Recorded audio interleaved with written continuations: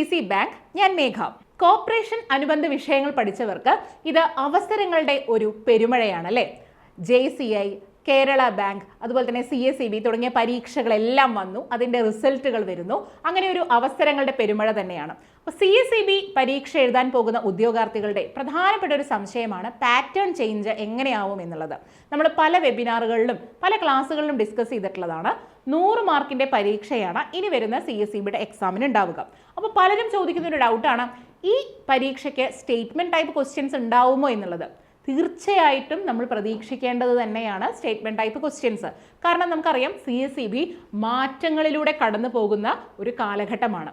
എത്രയും വേഗത്തിൽ, വളരെ വേഗത്തിൽ തന്നെ റിസൾട്ട് വരുന്നു. അതിൻ്റെ പിറ്റേ ദിവസം തന്നെ CSEB പുതിയ നോട്ടിഫിക്കേഷൻ ഇറക്കുന്നു. അങ്ങനെ ഇനി പരീക്ഷയ്ക്ക് വളരെ കുറച്ച് ദിവസങ്ങളെ നമ്മളുടെ കയ്യിലുള്ളൂ. പരീക്ഷാ തീയതി പ്രഖ്യാപിച്ചിട്ടില്ല എന്നുണ്ടെങ്കിലും പരീക്ഷ വളരെ വേഗത്തിൽ തന്നെ വരും എന്നാണ് CSEBയുടെ ഒരു സൂചന. CSEB നമുക്ക് സൂചന തരുന്നത്. അപ്പോൾ അത് കൃത്യമായി നമ്മൾ മനസ്സിലാക്കണം. അതുകൊണ്ട് തന്നെ പ്രിപ്പറേഷൻ ഏറ്റവും മികച്ച രീതിയിൽ തന്നെ ആയിരിക്കണം. അതിന് ചെയ്യേണ്ട കാര്യം എന്താണ്? പ്രസ്താവന ചോദ്യങ്ങൾ വരികയാണെങ്കിൽ ഒരിക്കലും അതിനെ പേടിക്കേണ്ട ഒരു ആവശ്യമില്ല.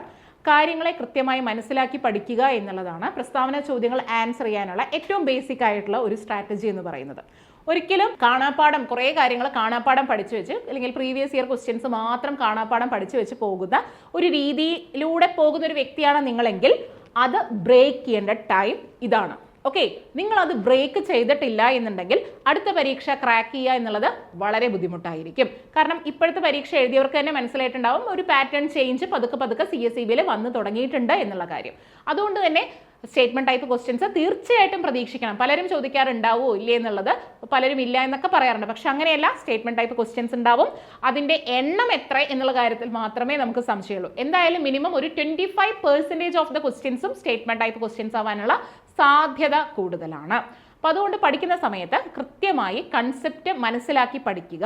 നമ്മളെപ്പോഴും എന്ത് എന്നുള്ള ഒരു ഉത്തരം മാത്രമേ പഠിച്ചിട്ടുള്ളൂ. ഇനി പഠിക്കുമ്പോൾ വാട്ട്, വൈ ആൻഡ് ഹൗ, ആ രീതിയിൽ പഠിക്കാനായി ശ്രമിക്കുക. അപ്പോൾ ഒരു കൺസെപ്റ്റ് പഠിക്കുമ്പോൾ, അല്ലെങ്കിൽ ലോയിൽ നിങ്ങൾ പഠിക്കുന്ന ഒരു സെക്ഷൻ ആണെന്നുണ്ടെങ്കിൽ ആ സെക്ഷനിൽ വരുന്ന എല്ലാ കാര്യങ്ങളും, സബ് സെക്ഷനിൻ്റെ ഉള്ളിൽ പറയുന്ന കാര്യങ്ങൾ ഉൾപ്പെടെ വൃത്തിയായി പഠിച്ച് മനസ്സിലാക്കി പോയാൽ മാത്രമേ പരീക്ഷയ്ക്ക് വരുന്ന ചോദ്യങ്ങൾക്ക് കൃത്യമായിട്ട് ആൻസർ ചെയ്യാനായിട്ട് സാധിക്കുള്ളൂ. അപ്പോൾ ഈ രീതിയിൽ കൃത്യമായിട്ട് ആൻസർ ചെയ്യണമെങ്കിൽ കൺസെപ്ച്വൽ ക്ലാരിറ്റി ഉണ്ടായിരിക്കണം. അതുപോലെ തന്നെ റിവിഷൻ ചെയ്തിട്ടുണ്ടാവണം. സോ കൺസിസ്റ്റൻ്റായി റിവിഷൻ ചെയ്തുകൊണ്ടുള്ള ഒരു പഠന സ്ട്രാറ്റജി ഉണ്ടെങ്കിൽ മാത്രമേ ഇനിയുള്ള പരീക്ഷകൾ ക്രാക്ക് ചെയ്യാനായി സാധിക്കുള്ളൂ. പക്ഷെ അതൊരിക്കലും ഒരു ബാലികേറ മലയല്ല. നിങ്ങൾക്ക് എല്ലാവർക്കും അത് സാധിക്കും. അതിനുള്ള വിൽ പവർ ഉണ്ടാവുക എന്നുള്ളതാണ് ഒന്നാമത്തെ കാര്യം. കൃത്യമായി ഗൈഡ് ചെയ്യാൻ കൽപ്പുള്ള അധ്യാപകരുണ്ടാവുക എന്നുള്ളതാണ് ഏറ്റവും രണ്ടാമത്തെ കാര്യം. പിന്നെ ഒരു തിരിച്ചടികളിലും പതറാതെ മുന്നോട്ട് പോകാനുള്ള ധൈര്യം, കൺസിസ്റ്റൻസി ആൻഡ് റിവിഷൻ, ഇതാണ് നിങ്ങളെ വിജയത്തിലേക്ക് എത്തിക്കുന്നത്. സോ അതുകൊണ്ട് തീർച്ചയായിട്ടും ഈ വരുന്ന CSEBയുടെ എക്സാം ക്രാക്ക് ചെയ്യാൻ തയ്യാറായി ഇരുന്നു കൊള്ളുക. അതിനുവേണ്ടിയുള്ള പ്രയത്നം ഇന്നു മുതൽ തന്നെ ആരംഭിക്കുക. കൂടുതൽ വിവരങ്ങൾക്ക് താഴെയുള്ള ഗൂഗിൾ ഫോം ഫിൽ ചെയ്യുക. പിന്നെ ബോർഡ് നമ്പറിൽ കോൺടാക്ട് ചെയ്യുക. So thank you.